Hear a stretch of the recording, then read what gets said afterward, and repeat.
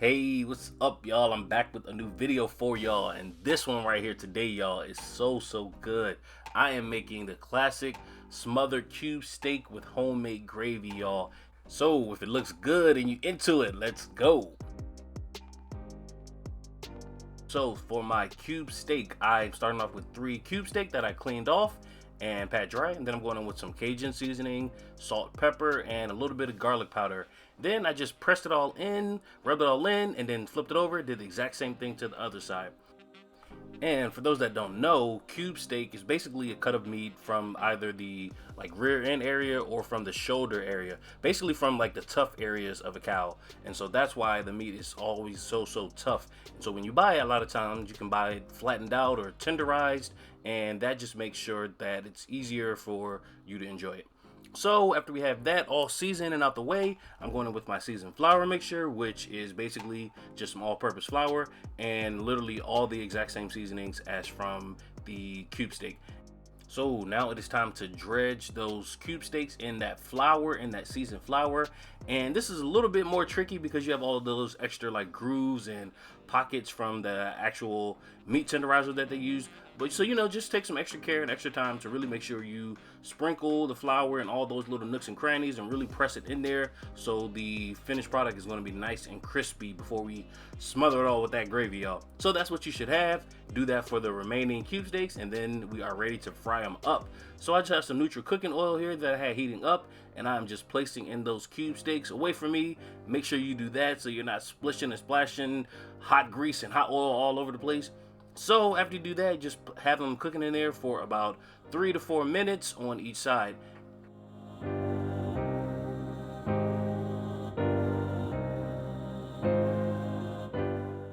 So y'all, we're about halfway through cooking these cube steaks up, and I am just showing you a close-up of what it's looking like. That hot grease in there, just cooking it and frying it away. And then after about 3 to 4 more minutes on that last side, you want to just take it out. Make sure you have not burned it. That's why I said 3 to 4 minutes on medium heat, y'all, medium high heat. And after that, just take it off. Then you want to drain out most of that oil, but leave maybe about 1/8 of an inch of oil left in the pan. Then I went in and added some butter, and I added in some flour, and that's going to start making that gravy, y'all.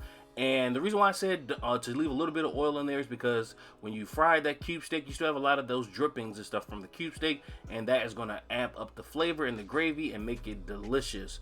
So y'all, after that flour and butter and oil was cooking for a few minutes or so, got nice and toasty, you see I went in with some onions. That's about 1 medium onion, just chopped up roughly, and I swirled it all in there, got that cooking. As you see, them bubbles really started to come because of the moisture and the liquid and the water and all of that inside the onions. So yeah, this is definitely what you want. The onions are doing their thing, releasing their juices, and now it is the perfect time to add in that garlic. After I added in the garlic and let it saute for 30 seconds or so, I went in with the green and red peppers, y'all.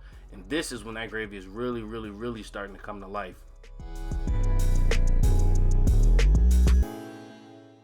So y'all, now to really beef this gravy up, I'm going in with one of my trusty ingredients, that BTB beef. And so I went in with about 1 tablespoon of that, went in with some pepper, went in with some Worcestershire sauce. And if you couldn't tell, this is the part where you're really seasoning this gravy and making sure that it's nice and flavorful and not just bland, okay?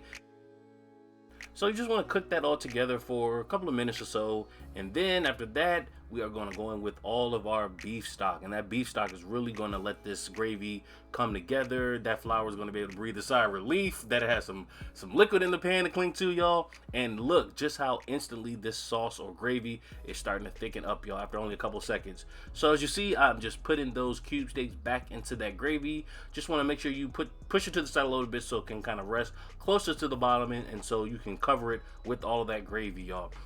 Then y'all, you want to let this simmer for about 20 to 25 minutes on medium-low heat, and this is what you should have, nice and thick. Look at that gravy, y'all. Look at the bubbles, and you know this stuff is thick.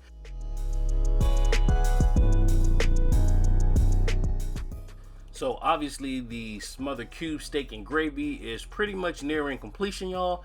I am just spooning over some more of that gravy just to make sure it's all over the top of that cube steak.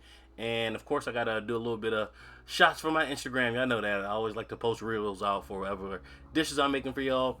But anyway, y'all, that is what that dish is looking like. So now it is time to plate it all up.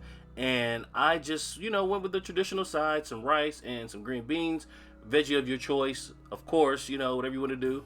And then, y'all, I'm just spooning over that thick brown gravy all over the top. Just look at the rich color of the gravy too. Can we appreciate that too?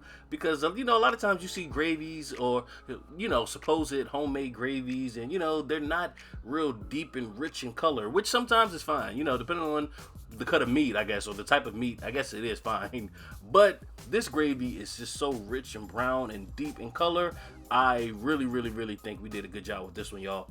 Y'all know I always got to put some parsley over the top. Y'all know I do. And I always got to show y'all a shot of me cutting into it. So that's what I'm doing, y'all. This cube steak was so tender. That gravy just clung to it, y'all. And of course, I got to give y'all the first bite. Hope y'all enjoy. So y'all, that is pretty much all I have for y'all today. I really, really hope you enjoyed the recipe and the video. Definitely let me know down below in those comments. Like I always say, I enjoy reading y'all's comments. And you can hit that like button. You can share the channel, y'all. You can share the video if you want to. And you can even subscribe to the channel, y'all, for more videos just like this. Every single week. All right, y'all. I'll see you in the next video. Later.